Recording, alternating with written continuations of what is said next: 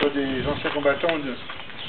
Mais c'est à l'occasion de la journée nationale commémorative de l'appel historique du général de Gaulle le 18 juin 2007. La date du 18 juin reste à jamais dans l'histoire de notre pays, dans la mémoire de chacun, le symbole de l'honneur, du courage et de la grandeur de la France. En ce 18 juin 1940, le général de Gaulle, exilé à Londres, lança un appel rediffusé à la résistance. Il était le premier Français à exprimer le refus de la défaite et du renoncement. La France a perdu une bataille, elle n'a pas perdu la guerre. En appelant les Français à poursuivre la lutte, il donnait le signal de la résistance. Par ce geste libérateur, il a rassemblé autour de lui tous les compagnons de la France combattants, de quelque horizon qu'ils vinssent, la France libre naissait. Réaction de l'honneur, l'appel du 18 juin exprimait la certitude que la défaite nazie était inévitable et que la France devait être présente à la victoire. Au moment de l'effondrement général, il donnait un souffle d'espoir à tous ceux qui croyaient au destin de la France.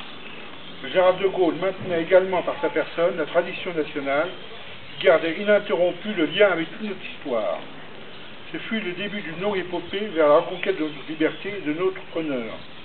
L'engagement des Français libres sur tous les théâtres de combat, la gloire de Bir Hakeim, l'action des mouvements de résistance, l'insurrection nationale et la libération du pays, la honte était rachetée. Malgré les épreuves endurées, la France connaissait l'apothéose nationale que le général de Gaulle nous avait annoncée et promise 5 ans plus tôt. La victoire de la France en 1945, dont 18 ans était le premier acte, marqua le triomphe de la volonté, de l'intelligence contre le renoncement et la faiblesse. Nous témoignons aujourd'hui en commémorant l'appel du 18 juin l'indéfectible reconnaissance que nous devons au général de Gaulle, aux compagnons de libération, si peu nombreux au départ, en résistant.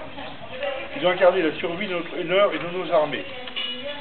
Nous saluons le courage de ceux qui acceptèrent de tout risquer pour participer à la bataille de la France, de tous ceux qui, de 1939 à 1945, ont lutté pour que la France vive libre.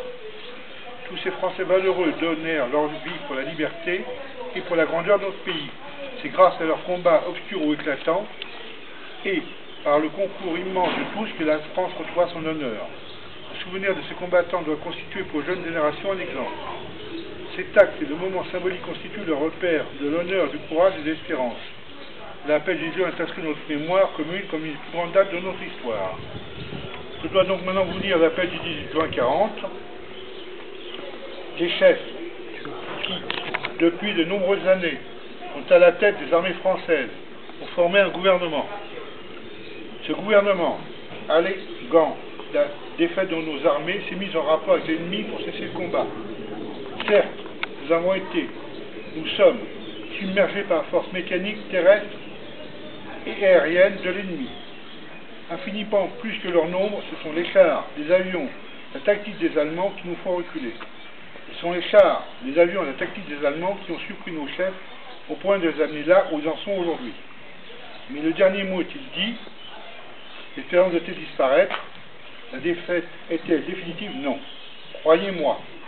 Moi qui vous parle en connaissance de cause, je vous dis que rien n'est perdu pour la France.